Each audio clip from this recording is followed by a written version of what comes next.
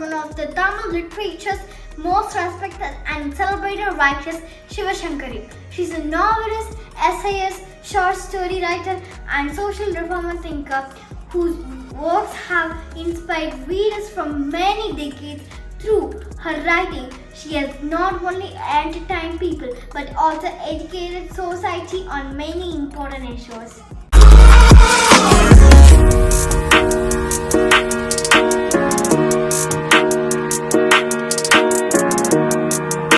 Shiva Shankari was born on 14 October 1942 in Chennai, Tamil Nadu. From childhood, she has keen interest reading, observing people and understanding life. These qualities later shaped her into one of the writers of Tamil literature. She began writing at a time when very few women had opportunities in the literary world. With confidence, determination and talent, carved a unique place for herself. She became famous for her simple style, emotional depth, and strong social messages. Shiva Shankari is an extremely prolific writer. She has written more than 150 books, including over 36 novels, 150 short story collections, 7 collections of essays, 50 travelogic, biographic, self-development books and articles. This remarkable achievement shows the discipline, dedication, and love for literature.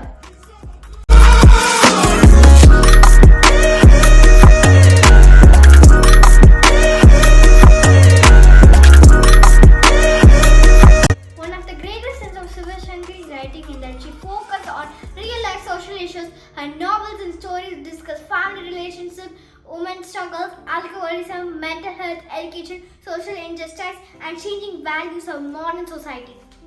She believed that literature should not only entertain readers but also guide society. Through her books, she made people think deeply about life and human relationships. Some of her novels became highly popular and were adapted in television serials and films, which brought her stories to even larger audience. Her characters feel real because they are inspired by ordinary people around us. One of her most important contributions in her writing is women's empowerment. She portrayed women as intelligent, strong, and capable individuals. அம்மா என்றால் எல்லாருக்குமே ரொம்ப ரொம்ப பிடிக்கும். அம்மா என்று சொல்லும்போது மனசெல்லாம் திதிக்கிறது. நம்மை 10 மாசம் சுமந்து பாலூட்டி சீராட்டி வளர்ப்பது ஒரு பக்கம் என்றால், நமக்கு மதிப்புகள் வாழ்க்கை என்றால் என்ன என்று சொல்லிக் கொடுப்பதே அம்மா தான். எங்க அம்மா சின்ன வயசுல கல்யாணம் ஆகி 13 வயசுல கல்யாணம் ஆச்சு. கல்யாணம் ஆகி புருஷன் வீட்டுக்கு போன போது தன்னுடைய ஆர்வத்தின் காரணமாக ஒரு கதை எழுதினாங்களாம்.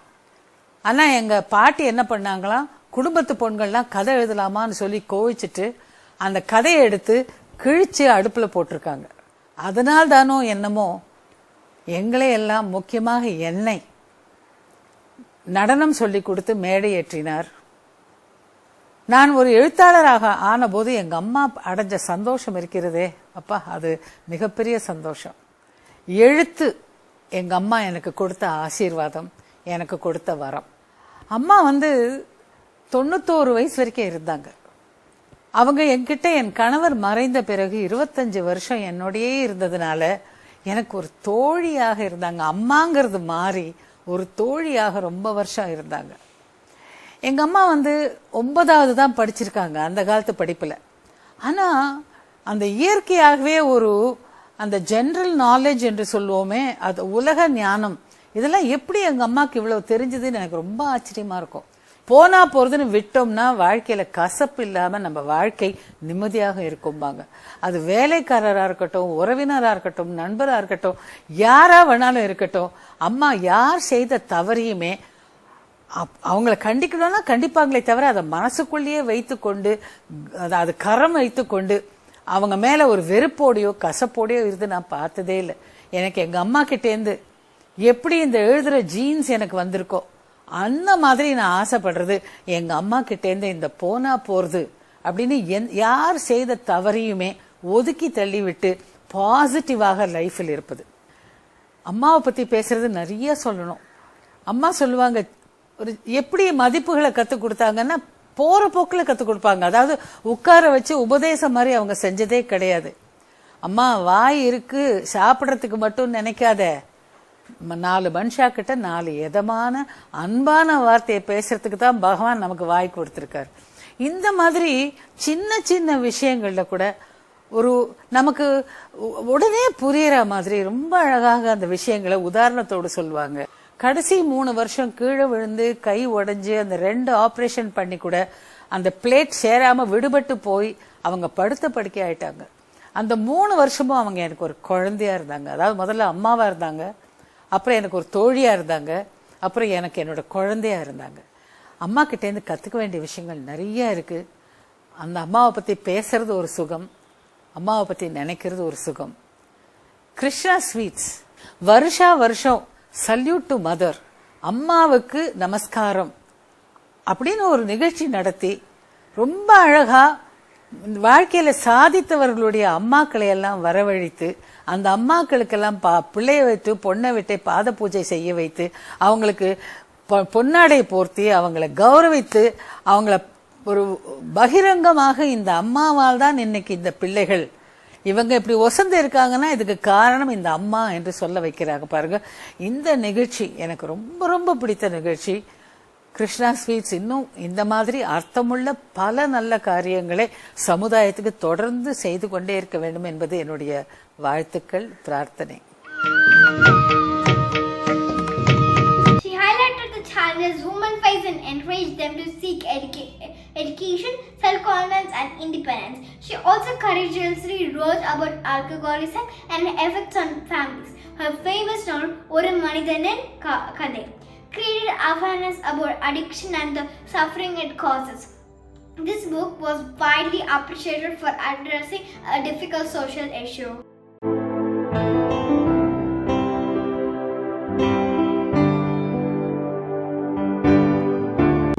Another admirable quality of Shiva Shankari is her commitment to research before writing.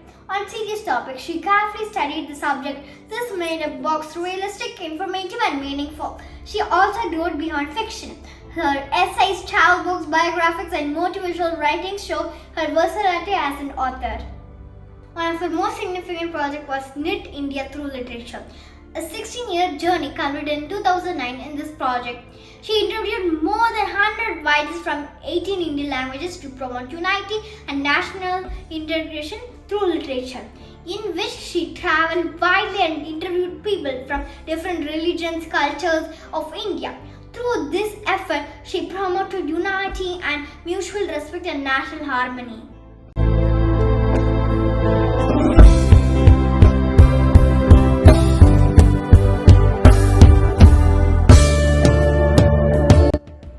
Shiva Shankari has received many awards and honors for her literary contribution and social service. Readers admire her not only for her talent but also for her sincerity and courage in addressing important topics. Her language is simple, clear and powerful. Even complex social problems become easy to understand through her storytelling. This is why people of all ages enjoy reading her books. வணக்கம். ரொம்ப ஒரு முக்கியமான விஷயத்தை பற்றி நம்ம பேசிகிட்டு இருக்கோம், முதுமை. இந்த முதுமை பருவங்கிறத எப்படி நம்ம கையாள வேண்டும், அதை எப்படி நம்ம எதிர்நோக்க வேண்டும், இன்னும் கொஞ்சம் ஒரு படி மேலே போய் நான் சொல்வேன் எப்படி அதை ரசிக்க வேண்டும். ஏன்னா ரசிக்கிறதா, முதுமை பருவத்தை ரசிக்கிறதான்னு கேட்கலாம். எனக்கு ஏற்பட்ட அனுபவத்தை சொல்கிறேன், அப்புறம்தான் உங்களுக்கு புரியும் நான் ஏன் அதை ரசிக்கணும் அப்படின்னு சொல்கிறேன். 86ஆம் ஆண்டு அமெரிக்க அரசாங்கம் எழுத்தாளர்களுக்கான மாநாட்டில் ஒரு ஒர்க் ஷாப், ஒரு முகாமில் கலந்து கொள்ள என்னை இந்தியாவிலேருந்து அழைச்சிருந்தாங்க. 3 மாதம் நாங்கள் அமெரிக்காவில் அவங்க விருந்தினராக இருந்தேன். அந்த சந்தர்ப்பத்தில் அவங்க கேட்டாங்க, உங்களுக்கு இந்த அமெரிக்காவில் எங்கெல்லாம் போய் பார்க்கணும், எங்கே விருந்தினராக நீங்கள் போய் பார்க்கலான்னு சொன்னாங்க. நான் வந்து ஃபீனிக்ஸ் அப்படின்னு பாலைவனம் நிறைந்த ஒரு மாநிலத்தில் போய் அங்கே அந்த மண்ணின் மைந்தர்கள், செவ்விந்தியர்கள்னு சொல்லக்கூடிய ரெட் இண்டியன்ஸ், அவங்கள பார்க்கணும் அப்படின்னு நான் என் விருப்பத்தை சொல்லியிருந்தேன். அதுக்கு அவங்க எனக்கு ஏற்பாடு பண்ணியிருந்தாங்க. அதன்படி நான் வந்து விமானம் ஏறி நான் வந்து ஃபீனிக்ஸ்ங்கிற அந்த நகரத்தின் விமான கூடத்தில் போய் இறங்கின போது எனக்கு அவங்க சொல்லியிருந்தாங்க, அங்கேருந்து அந்த உள்ளூர் ஆசாமி ஒருத்தர் உங்களை வந்து பார்ப்பாங்க, அந்த 3 நாளும் உங்களுக்கு வேணுங்கிற விஷயம்லாம் அவங்க கவனிப்பாங்க, she will be your escort, உங்களை பார்த்துக்கிறவங்களா இருப்பாங்கன்னு சொல்லியிருந்தாங்க. நான் ரொம்ப எதிர்பார்ப்புகளோடு துள்ளலோடு போய் இறங்கினா உடம்புல சுருக்கம் விழுந்து ஒரு 80 அவங்களுக்கு வயசு அப்போ 82ன்னு சொன்னாங்க. அப்புறம் ஒரு பெண்மணி, ஒரு கிழவி வந்து என்னை வந்து, ஹலோ சிவா, நான் தான் மேரி கோ, அவங்க பேரு, நான் தான் உனக்கு இங்கேருந்து 3 நாளையும் எஸ்கார்ட். நாங்கள் பாருங்கள் பலூனில் ஊசி குத்தினா மாதிரி எனக்கு என்னடா, நான் எங்கெல்லாமோ போய் பார்க்கணுன்னு பார்க்குறேன், பாலைவனத்துக்கு போய் பார்க்கணுன்னு பார்க்குறேன், செவிந்தியர்களோட கேம்புக்கு போய் பார்க்கணுன்னு பார்க்குறேன், இவங்கள வச்சுட்டு நான் என்ன பண்ண போகிறேன் அப்படின்னு நான் நினச்சேன்.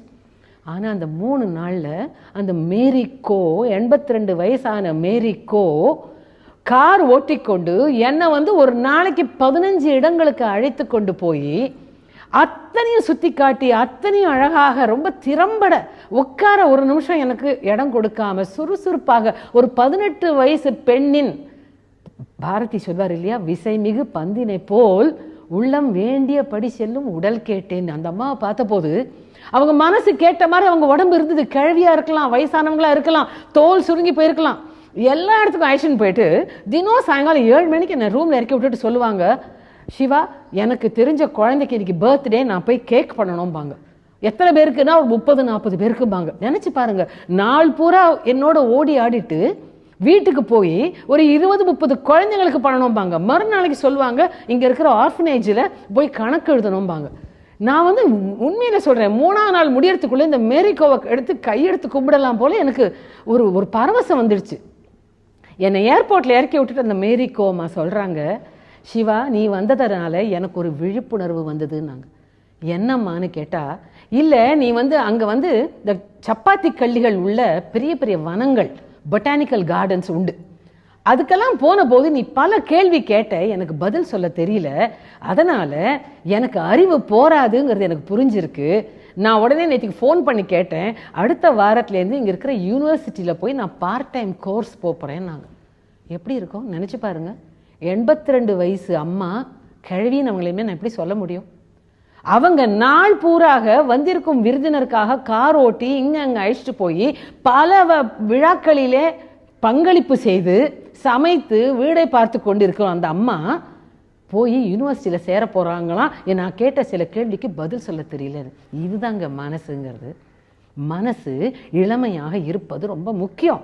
அந்த அம்மா தன் முதுமைக்கு ரொம்ப அழகாக தயார் பண்ணி கொண்டிருக்கிறார்கள். அப்போ நான் என்ன சொல்லிட்டு வந்தேன் தெரியுமா அந்த மேரிகோ கிட்ட, மேரிகோ நான் 80 வயசு வரைக்கும் உயிரோடு இருந்தால் உங்கள் போன்று உங்கள் மன முதிர்ச்சியோடு உங்கள் மன சிந்தனைகளோடு நான் இருக்கணும் அப்படின்னு சொல்லிட்டு வந்தேன். ஆக நண்பர்களே, திருப்பி சொல்கிறேன், முதுமை என்பது ரசிக்கக்கூடிய ஒன்று. நாம் கற்க வேண்டியது கடைசி நிமிஷம் நம்ம மூச்சு நிற்கிற வரைக்கும் நிற்கக்கூடாது. தெரிந்து கொள்ள வேண்டியது எவ்வளவோ இருக்கு அப்படிங்கிற ஒரு உற்சாகம் மனசிலே ததும்பிக் கொண்டே இருந்தால் எந்த வயசையும் ரசிக்கலாம். அந்த வயசுக்கு ப்ரிப்பேர் பண்ணி கொள்ளுங்கள். நான் ஒரு 3-4 நிகழ்ச்சிக்கு முன்னாடி சொன்னேன், திருப்பி சொல்றேன், உடம்பாலும் பொருளாதார ரீதியாகவும் மனதாலும் நம்மை நாம் தயார் பண்ணி கொள்ள வேண்டும். நல்ல யௌவனம் இளமை இருக்கும் போதே, என்னுடைய சம்பாதிக்கும் போதே என்னுடைய வயதான காலத்துக்குன்னு ஒரு சேமிப்பை சேமித்து வையுங்கள். 2வது, ஆரோக்கியமாக இருக்க நடங்க, இல்லை உடற்பயிற்சி செய்யுங்கள். சாப்பாட்டை சரியாக சத்தான சாப்பாடா சாப்பிடுங்கள். ஜங்க் ஃபுட் என்பது வேண்டாம். 30 வயசுல சாப்பிடலாம், அது 60 வயசுல பாதகம் விளைவிக்கும். 3வதாக ரொம்ப முக்கியம், பொருளாதாரம் பார்த்தாச்சு, உடம்பு பார்த்தாச்சு, மன ரீதியாக மனசிலே இளமையோடு இருப்பது என் கையில் இருக்கிறது என்று நினைத்துக் கொள்ளுங்கள். யாருக்கும் நான் பாரமாக இருக்க மாட்டேன், எனக்கே நான் பாரமாக இருக்க மாட்டேன். என் உறவினர்கள் என்னை நினைத்து பரவசப்படும்படி இருப்பேன் அப்படிங்கிற முடிவோடு அதை எழுதி வைத்துக்கொண்டு ராத்திரி தூங்க போகிறதுக்கு முன்னாடி நினைவுபடுத்தி கொண்டு தூங்கி எழுந்த பிறகு நினைவுபடுத்தி கொண்டு இருந்தால் கண்டிப்பாக சொல்கிறேன், முதுமையோ மரணமோ நம்மை பயமுறுத்தாது. ஓகே, திரும்ப அடுத்த நிகழ்ச்சியிலே சந்திக்கலாம். There are many lessons we can learn from Shiva Shankari's life. First, reading and education expand our thinking. Second, writing can be improve society. Third, women can achieve excellence in every field, including literature. Fourth, success comes through discipline and continuous hard work. Fifth, talent becomes truly meaningful when it benefits others. Shiva Shankari is a shining role model. She teaches us to observe life carefully, think deeply and express our thoughts with honesty and compassion. As a people of Tamil Nadu, we feel proud that our state has produced such a distinguished writer whose books continue to inspire generations.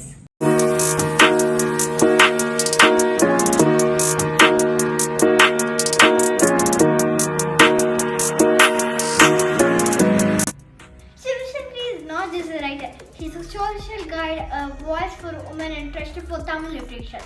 Through more than 150 books and over 35 novels, she had educated minds, touched hearts, and encouraged positive change. Let us honor her legacy by reading good books, respecting literature, and using her talent for the welfare of society.